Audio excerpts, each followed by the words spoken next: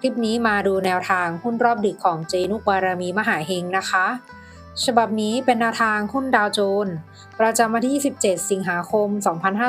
2569 ค่ะดาวโจนส์คืนนี้เจนุกให้เด่นที่ 9 และ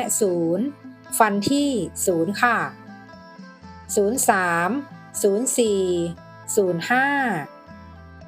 05 93 94 95 ชุด 3 ตัว